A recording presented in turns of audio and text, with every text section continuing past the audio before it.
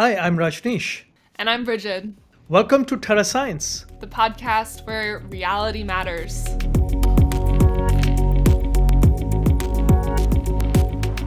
I'm really happy to have Lei Ann Larson with me today.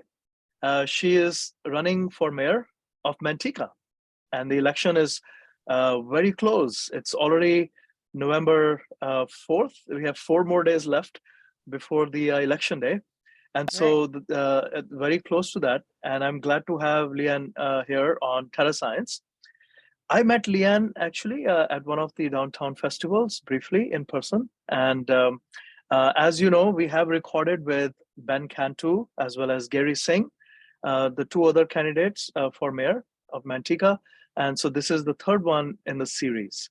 And the goal of our Terra Science series is to get to know our mayoral candidates and to see what their visions are for Manteca in the next 4 years and maybe beyond. So, welcome to Terra Science, Lei Ann. Thank you so much. Thank you for having me.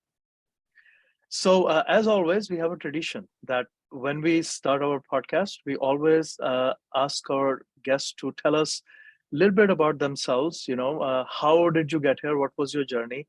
What made you run for the mayor? So, please tell us, bring us on that road with you. Well, again, my name's Lei Ann Larson. I live here in Manteca, California, but I was raised in Banta, California, which is right outside of, Manteca and Lathrop, a very rural community. When I was growing up, it was maybe population 150. Oh, So I consider myself a country kid. I appreciate wide open spaces. And, I love of course, the environment, the animals that come along with it and so forth. And so I really, consider myself a real country girl. I went to kindergarten through 8th grade in Banta, which is really important because you see how small the community really was. And with the same children from basically kindergarten through 8th grade. So you had that real small, charming country life. And then I went to Tracy High. I graduated from Tracy High in 1992. I started my first after-school job at the local Tracy Municipal Court. I worked there after school, summers, vacations from school. And that's really where I started to get interested in the law and grew a love for it. And I left there. I was a paralegal in Oakland, California. And it was back in a time where I could commute from Tracy to Oakland in about 30 minutes. No longer is that available. But eventually I married. I moved to Placer County and I started working at the historic Placer County court there. And then became the supervisor of the family law and probate division, kind of continuing my career there. Then I was offered a position at Pacific Telesis Group in the legislative analysis department. And I work for the assistant general counsel of Pacific Telesis Group. And basically that's the parent company of the then Pacific Bell. My husband and I, we moved with our 2 children to Arizona. And I lived there for about 10 years, where I obtained my bachelor's degree in business management over at the main campus there at University of Phoenix in Phoenix, Arizona. And, I started working at other law firms, a large international law firm, one of them called Bryan Cave, which was the law firm of the former mayor of New York City, Ed Cox. And eventually, once I got my bachelor's degree, I said, I want to try banking. And because I previously had worked for a CEO of and chairman of a large banking institution. So I thought, hey, I saw that compensation plan. You can make a lot of money in the banking world. So I left the law firm and I started working as a business development officer for a small commercial bank in Scottsdale, Arizona. But as luck would have it, what happens is I got drawn back home to California. As your parents get older, I had a father that unfortunately was diagnosed with cancer, and he was in his late stage of cancer. And some other personal things had happened that drew me back home to California. And I've been here ever since, and I've never regretted coming back home. But when I came back home, it was probably about 11 years ago, I had seen a dramatic change in our small towns. I saw a dramatic change in Tracy, a dramatic change in Manteca, and not so many positive things. I saw, having been living in Scottsdale and Phoenix, you could imagine the cultural difference, the shock it was to come back home, because we don't have the restaurants, we don't have the entertainment, we're missing the quality of life issues. But then shortly after that, I started working at a law firm in Stockton called Gammon. It's been a long time. Mordaunt and Kelly, Riggio, Mordaunt and Kelly in Stockton. And I worked there for several years, and that's when the COVID hit. And so I ended up leaving that law firm, and it was when I began looking at things that were going on at home, because of course we were all confined to our homes, right? So I started getting more involved in the local government, and I thought, okay, well, if we can't go anywhere, I should make an impact at home. What could I be doing to help my local community at home? So I started transcribing local board of supervisors meeting, city council meetings, reading the newspaper, kind of seeing what was going on. And I thought, well, things are not going in the right direction here. No fault of anybody in particular, but we do need change in the community. So I started this organization called Mantecans for Change. And it was a local community-based organization where we all discussed the events that were going on in our community and how we could make a better impact in our community and use our voices to become united to create that positive change that we needed. So that's really how I got drawn into the local politics, because I thought, here I'm very good at one thing, and that is relationships. And so I built a lot of relationships in the community, uniting people for a common cause of a better quality of life for all of us here in Manteca.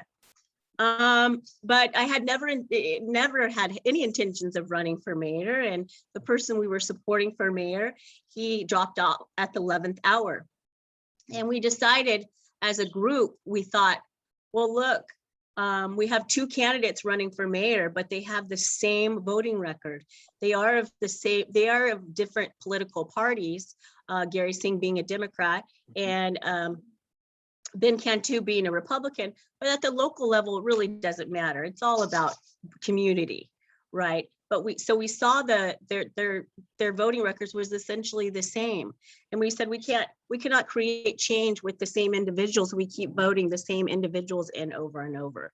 And so again, that's kind of how I got roped into it. They said, okay, Lei Ann, can you do it? And I said, well, you know what, that's something that I'm better in support. I want to support my community. There's more ways that I can support my community. And they said, well, no one else is stepping up, and we need to have someone step up. And I said, well, there's my calling. I'm for that. I am a 10th generation American. I love my country. And I thought, okay, here's my time, and I need to do it for my community. And so that's how I entered the race. Okay, well, how old is Manteca for Change? How long has the organization been? We've been around for about 2 years. Like I said, started with COVID, seeing what was going on in the community. And so we've built a great group of individuals, and that's how I've been able to create this campaign, a good campaign over, I barely started in the race in July, so I have not been campaigning for a long period of time. I've invested, I'm self-funded, and I'm funded by myself, my family, and the community. And so that's what Mantecans for Change, basically what it is. It's about the community and people coming together to use their voices and, and create change. Okay, well, I mean, the path to you running for mayor sounds quite interesting, especially with Yes. coming back and seeing differences.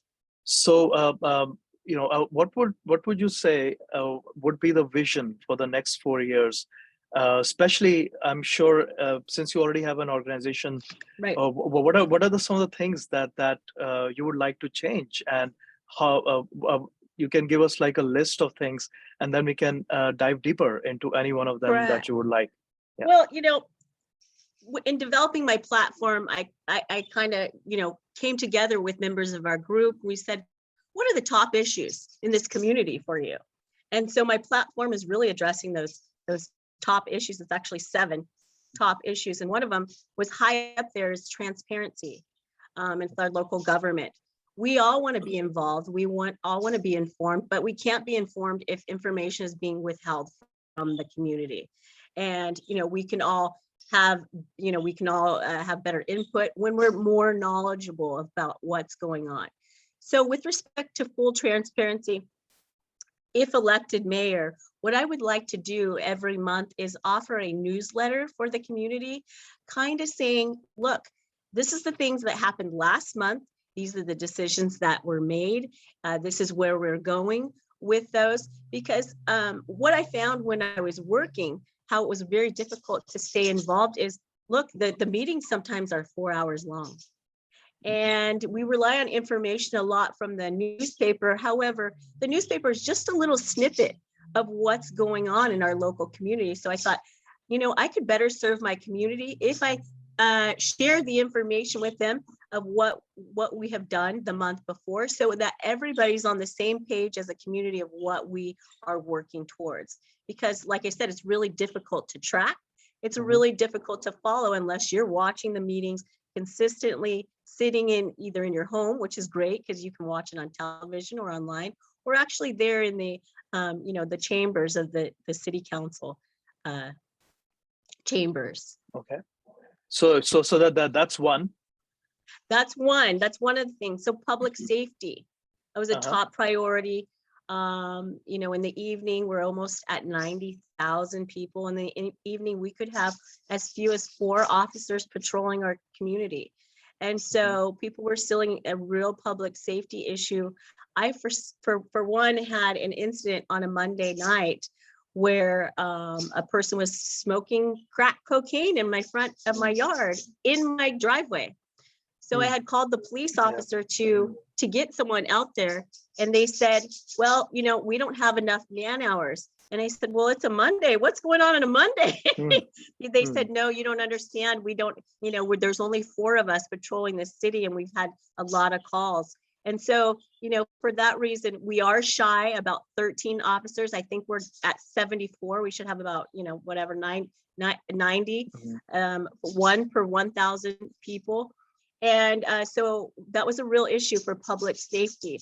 Now, what I also would like to do in the community is be more transparent again and provide a daily update of the crimes that have been committed in this community, so that we're all aware of what's going on. And the more aware we are, the more that we can protect ourselves when we're out shopping in the community with our children. I'd also like to do a Manteca's Most Wanted, published on our city council website, and also in our newspaper, so that we're all aware of the individuals that may have committed a crime, and we should all be being the eyes and ears for our community, so that, more like instead of a neighborhood watch, more like a community watch. So that's another thing. And I want more properly funded police and fire. We do need to have an investment in our police and fire. They're vital services in our community. The other top priority was fiscal responsibility. We do want a balanced budget. We don't want spending beyond our means. Many people said they don't want any additional taxes because, look, we're coming into a recession, and many of us are struggling, to make ends meet already. And so the main emphasis with that, and actually Mantecans for Change, was like, look, we all have to live within our means.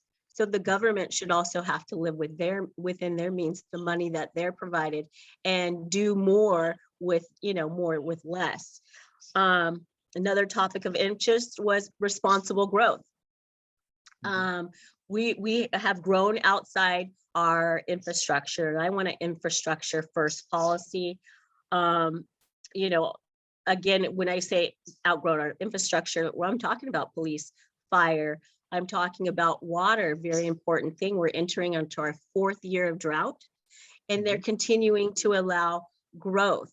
Now we do get 50% of our water from our local wells, 50% of our water from our irrigation district, but the irrigation district has already asked people to, who also support Manteca, Lathrop, Tracy, they've asked them to conserve more water. And so we're looking at a serious water issue where we need to be able to support our local community without adding more. And until we do so, I would be supportive of a growth moratorium for public safety issues. And I think we really need to be looking at that. The law provides us to issue a moratorium from 45 days to 2 years. And I would consider looking at the full 2 years so that we can catch up with our police and fire, so that we can preserve our water, look at our water situation, and be more responsible in terms of our growth. Homeless, that's the number one, topic in our community. I am for a compassionate homeless solutions, but I do not think a $19 million facility right smack in the middle of downtown Manteca is the most wise thing to do.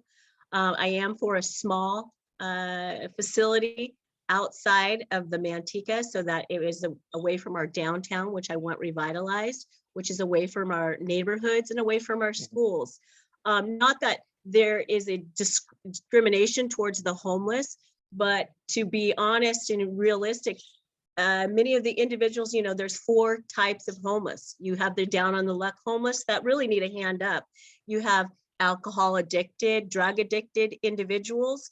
And there's the mental illness, facet of it. There's also the individuals that do like that vagabond lifestyle.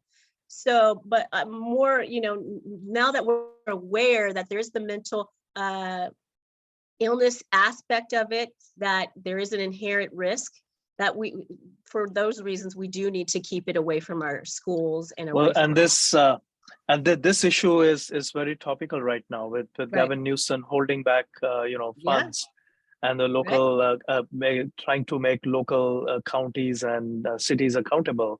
But the complexity of this issue, like you're pointing out, is large, and there is no one solution that fits all of the answers. So that is a very important issue, and I think, as you have said in the other points, the city is growing. And everything else that you talked about had something to do with growth and general, safety.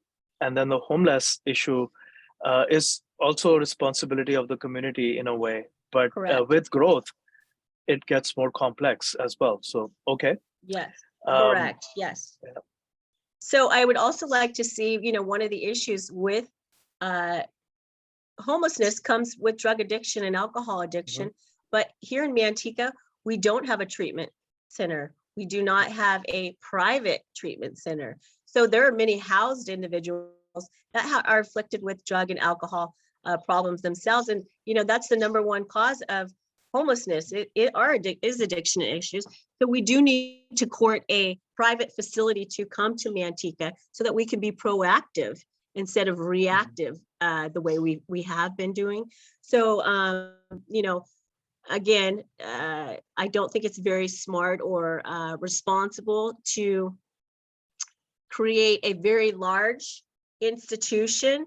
And as we have seen, a lot of those institutions have failed in Los Angeles, in San Francisco, and Sacramento. And, if you build it, they will come. So I am supportive of our local homeless, and we do new things for our local homeless, but we do not need to have a facility to grow into. We need a facility for just enough so that we could use our already existing resources. So I've thought about this issue as well because it's a Yeah. common issue. It doesn't Yeah. matter which city in the Bay Area you live in, Right. you encounter it. One Correct. question I've always had is why do we put boundaries within our cities that the city has to put up this with their own homeless? This is how we Yeah. think. Yeah. Why don't cities and a county or they come together? Because Correct. people who are homeless, many Correct. times they're not confined to one city. They will move Correct. depending, right? So I think for some reason we still kind of think about problems as we own this problem, we have to deal with it ourselves rather than trying to work together with Correct. our neighboring cities, and uh, that's I think that is an important aspect of it. So Well, it you is know, very interesting because 80% of our property taxes does yeah, go to the county of San Joaquin. They get millions of dollars from federal funding and also in state funding. So they have more than enough resources there, for the social services and so forth. And we do need to be working with the county to create more, of a synergy between the two, right. between the cities. Now, one of the things that was proposed is that DVI, the dual vocational institution, which is, on the outskirts of Banta, where I grew up, it's currently empty. It's no longer operating, and it makes perfect sense for us, instead of taking $19 million, to say, hey, Gavin Newsom, why don't you donate that institution? It has laundry facilities, it has a kitchen facilities, it has bedroom facilities, it has separation opportunities, and it doesn't have to look like a prison. I mean, they could modify it structurally so that it doesn't look so sterile. But those are the outside of the box thinking that we need to do to create to create solutions to the problem. But again, that's something that we could be working with our board of supervisors, with other surrounding cities, to say, hey, Ripon they're not going to have a homeless navigation center. Neither is Lathrop. So for that reason, we could pull our power together, our voices together, to say, hey, we want solutions, and here's a viable option right here for you. Yeah, and I think that thinking in a bigger way is important to solve that problem. But another problem related to that, and I know we didn't go through all 7 of the points, but we'll probably touch upon them as we talk about these things. But a related problem is joblessness or economic development growth, especially as people move in from the Bay Area. The population of the city is changing, and so it's going to be having an impact on economy, new business coming in, what kind of jobs. So what are your thoughts on this kind of a growth pattern that we are seeing in Manteca? Well, I think, again, we have a lot of intelligent, skilled force here in Manteca, but we don't have the quality of life issues. We don't have the things that will attract more skilled workers. For instance, I have young children now, 24 and 26, and they come home to visit, but when they come home to visit, they say, Mom, there's nothing to do here. And I said, well, we need to change that, because we need to make it a place where people want to live, work, and play. And so how we're going to court those businesses is we're going to, make Manteca attractive place for business to, 1, do business in, and 2, for their employees to want to live here, to actually want to live closer in, to this area. Because right now we are a bedroom community. And we do need to attract, for also the economic business, for our tax base, we do need to court some more businesses. But without people that want to live here, it's a little difficult to get the skilled workforce that we need. But there's also other things where we could be working with our homeless. We lack education. One of the things that, when I was out in my meet and greet, I talked to the young people had brought their children that are going to Delta College, that are going to Modesto Junior College. And I said, why aren't we doing more tech? Why aren't we courting more tech businesses or educational services here. We lost our beauty school. We could have an automotive tech place. We could have a AC, repair vocational school. I mean, we really do need to have educational opportunities here so that we could, again, track more businesses to do business here in Manteca. Yeah, and another historically, Manteca is more of a farming, was a farming community, and it is close to where most of the food is grown. We are Central Valley.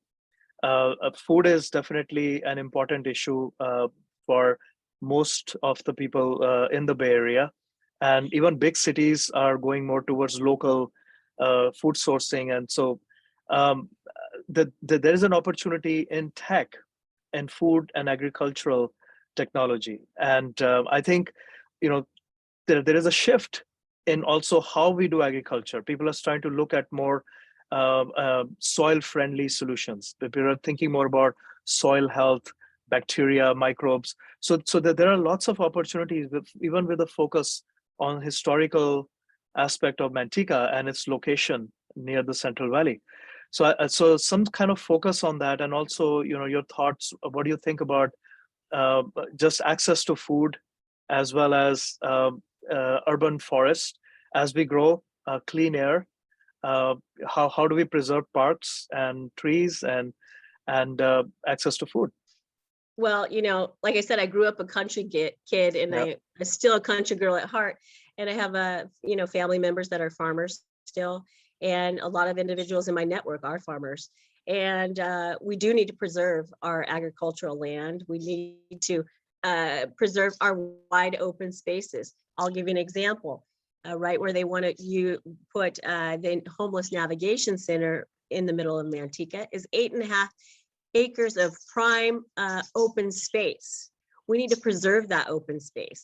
My idea was to put a small outdoor amphitheater, more parks, keep that wide space open, so that we do have the trees, the plants, and so forth to combat the air quality issues that we have.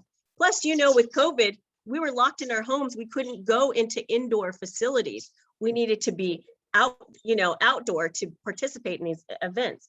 But, again, we do need to preserve our outdoor spaces. We need to keep that in mind instead of just continually putting homes and condos and apartments. We need more open spaces. We need to preserve our agricultural land because, of course, food scarcity. I mean, it could be an issue going forward in our local society. Look at when COVID shut things down. We were getting a lot of our food imported, and that got shut down. So, well, it's also I that's my specialty, and one of the biggest issues that we have in our food system are actually, there are two issues. One is the footprint of the food, which travels large distances before it gets to us, and second issue is its nutritional value. So our we don't realize this, but our access to the foods that we have, first of all, the food travels a lot. Secondly, because it's harvested or processed, harvested earlier than it should be, or it's processed, that compromises its basically its quality. And we live in an area where these should not be issues for us. And there are technologies, there are many things that can be done. But the challenges are for any of these things that we're talking about in actually implementing them. Because even as mayor, it's not something that can be done easily. It requires cooperation, collaboration, support of other people, council to agree with it. So it's a lot of that. Although it is easier perhaps in a city like Manteca compared to San Francisco, because there's still a smaller community. So those challenges are real. And how do you think these changes can be brought about through the political system and raising funds and implementing all of these ideas that you have? Well, as mayor and city council members as well, we Yeah. serve the people. We serve the people. And so, if the majority of the people want something, that's the will of the people. We need to be focused on that and realizing that. So, I mean, again, how we're going to create change if we wanted more agricultural space, if we want more wide open spaces, guess what? The people need to ask for it, and we need to acquiesce. So I don't think it's so much of convincing the city council members to amongst themselves. They also need to realize that they serve the people. Yeah, no, as we've seen, even with any political race, we can pick any even state, Florida or anywhere. There are always two schools of thought, right? How to solve one problem, people have different ideas. And even the example we were talking about, like homelessness, Gavin Newsom has some ideas, and he wants to make mayors or local cities more accountable. But you can see how they're turning it around. That they don't have the money, they don't have the support. So the real issue is, once a problem has been identified, there are many different ideas to solve it, and it takes a while. So I was also a commissioner where I lived in Tracy, and I moved here to Manteca not too long ago, and I've seen how the system works, and it's really slow. I'm not saying that it doesn't.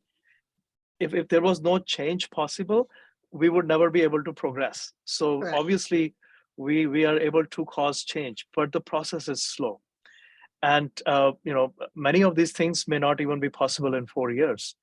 So so just your thought on how do you approach this process to implement? Yeah.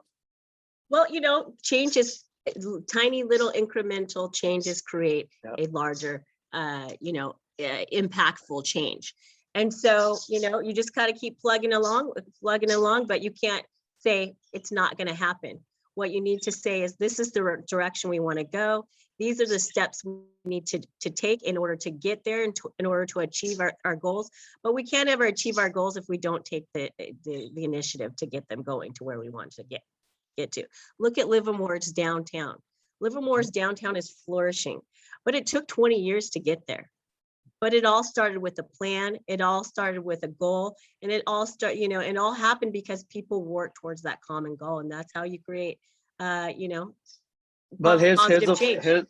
here's a funny thing. I also lived in Livermore when that change was going through. I moved from Castro Valley to Livermore to Tracy, now to Manteca. I've been moving this way, but now I'm settled in Manteca because we just we bought a house, and so we are here. But Livermore was not an easy change. I was there, and I was also involved in some of those discussions.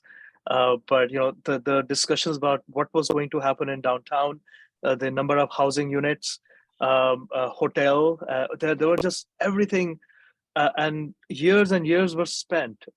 Plans were built, broken down, rebuilt, because agreement amongst people. And we live in a democratic society, which is the best we can have. But that also means that everyone has a voice. Correct. And so I want to go back to your first priority, which was transparency, which I think is a really important thing. And these days, with social media, a newsletter, like you said, is it's a good idea. But at the same time, people have access to all sorts of information. Many of it is false, inaccurate, incorrect. Correct. So transparency is important, but along with transparency, our noise of information is so much that people have to filter and choose what to believe. Right. And the other bigger problem is, when they believe something, they make up their mind, and then they act on it. Yes. And then they're not listening to anything. Whether you're on the side of Nancy Pelosi or not, it doesn't matter. But what happened, you heard about it, right? So there was some person who had some ideas and decided to attack. But our society is becoming full of false and information. But I really I think at the core of all of it, like you said, is education, is information, training our citizens or our people, our neighbors and ourselves, including us, in how to understand the information that's coming to us and make an informed decision, right? Correct. So how do we do that? One way is that cities have done before is to have community centers where there are speakers, or even local politicians and people who come and talk about. It's more than a newsletter. It's more an ability to interact and Yeah, exchange more like ideas. a town hall, more like a Town town town hall, hall, like they right? used to do in the Yeah, olden days, where you yeah, have a town right. hall, you show up. Yeah, Yes. Yeah, and there's yeah. we do need more of that, but we also, the key is community involvement, because Yeah. when I first started getting involved, the seats in the city council area, where the gallery was, virtually nobody was in there. Now you'll see gobs of people show up. I mean, I organized people to come there for the hot topics that were going on in the community. For instance, like cannabis. Okay. Personally, I understand it's the will of the people. My issue against cannabis is, look, we already know that we are down officers, and that's a field that requires more security and officers. So that's not the time and place to add more problems when we already have the current problems.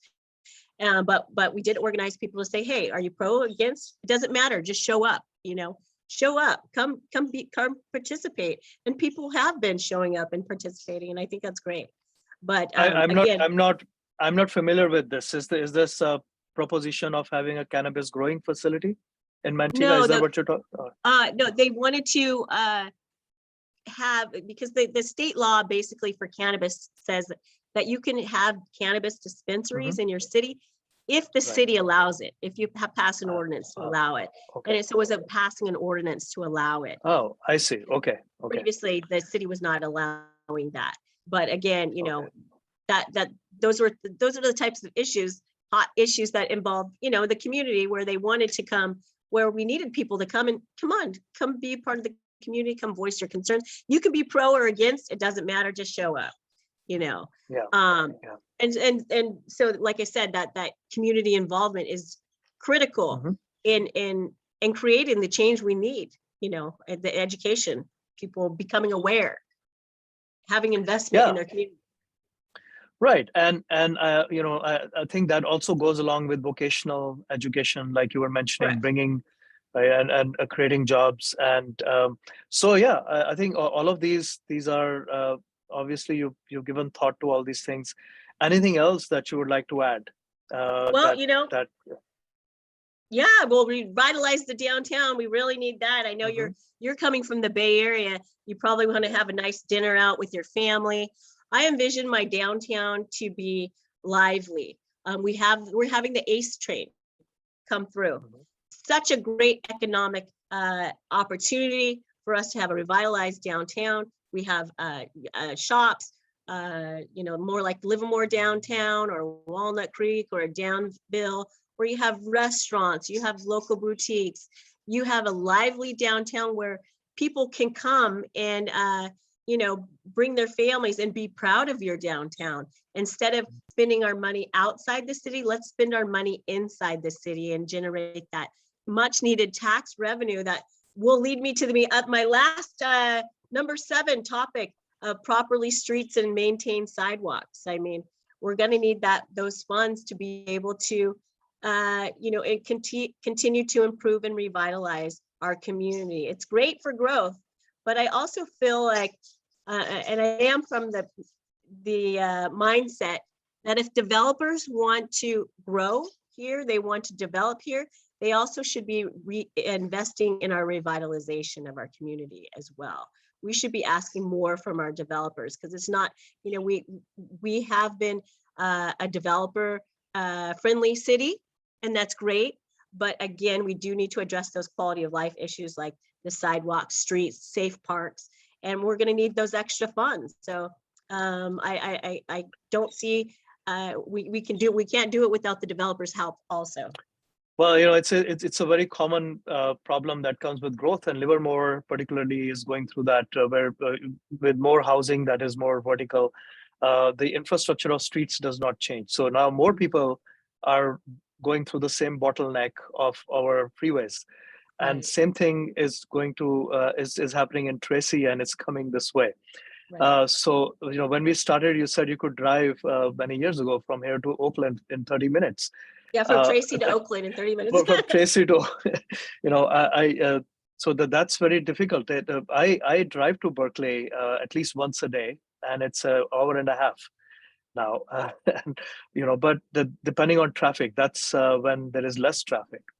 So it's absolutely critical, not only within the city, but how we connect to other cities and our freeways. Right. And then having ACE train is really, it's definitely going to be great. And then with the ACE train means access to public transport. Mhm. So any thoughts about public transport, buses? How are our infrastructure there? Well, I currently? mean, of course, you want to save the more people we have, the more air quality issues that that becomes. And so, I am an advocate for public transportation. Having been into the bigger city, it's so convenient. There's a bus, there's a shuttle, there's a train, there's a different service train to get you to where you want to go. And we need to, plug into all of those things to relieve some of the congestion on our streets as well. So, and also the air quality issues. Yeah.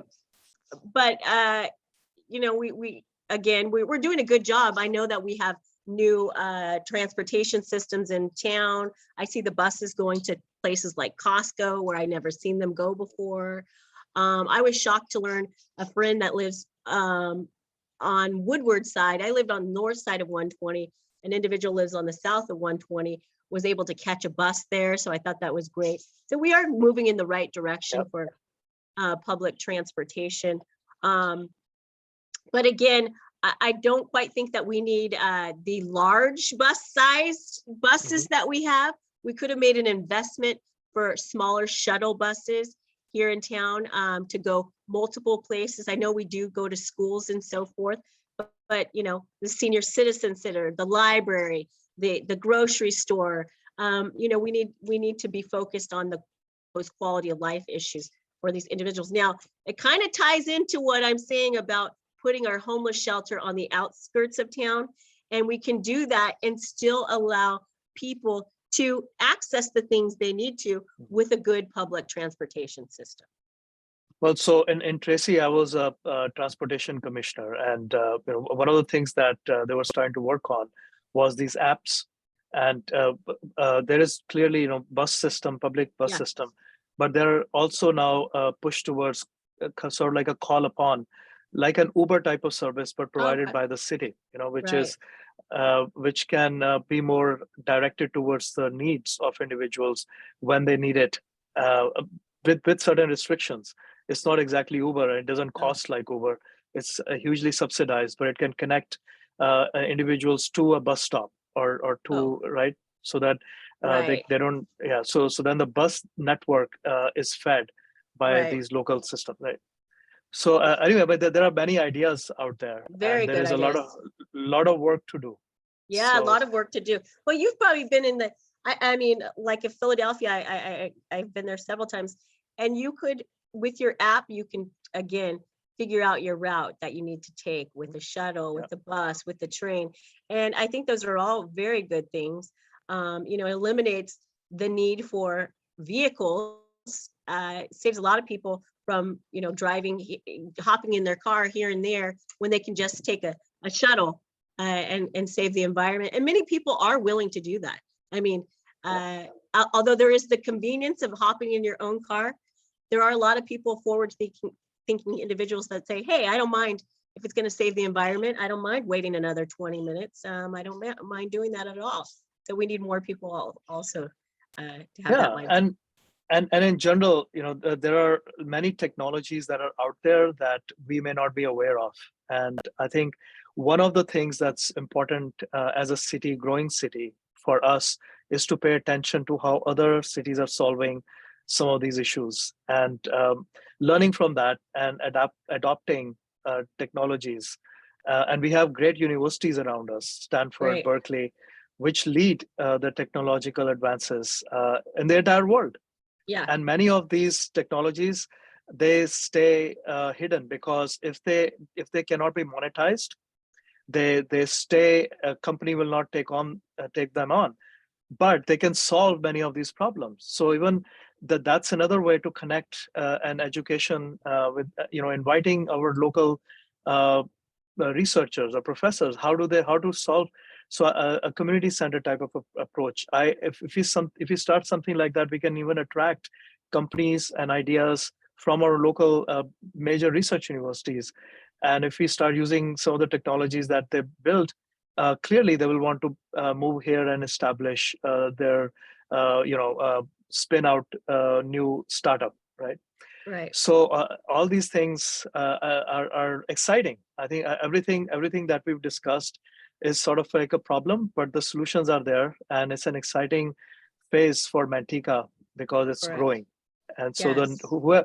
whoever is the next mayor, I think will be challenged with lots of growth challenges, but opportunities as Yes. well. Right. Excellent. You're Yeah. absolutely right. Well, thank you so much. So, if you like to say anything as a message, final message to everyone listening. Well, you know what? I'm here for the people. I will always be the voice of the people. I really appreciate you inviting me to this. Utilize your platform to tell you about my platform and my vision for the city of Manteca. I mean, it doesn't matter which mayor we choose. All of us can still support our community and make it a better place to live. Yes. Most importantly, everyone should go out and vote. Yes, or absolutely. or vote from home, which is also possible these days. So Absolutely. right. Go out and vote. Use your voice. Yes. All right. Well, thank you very much, Lei Ann Larson. It was good to have you on, and wish you all the best. Okay. Thank you so much. Enjoy your day. Thank you. You too. Bye-bye. You've been watching Terra Science, the podcast where reality matters. We discuss food, planet, consciousness, the issues that we face, and the solutions that can be offered. And we discuss with wonderful guests who are leading the way in finding these solutions. Don't forget to like and subscribe and hit that notification bell.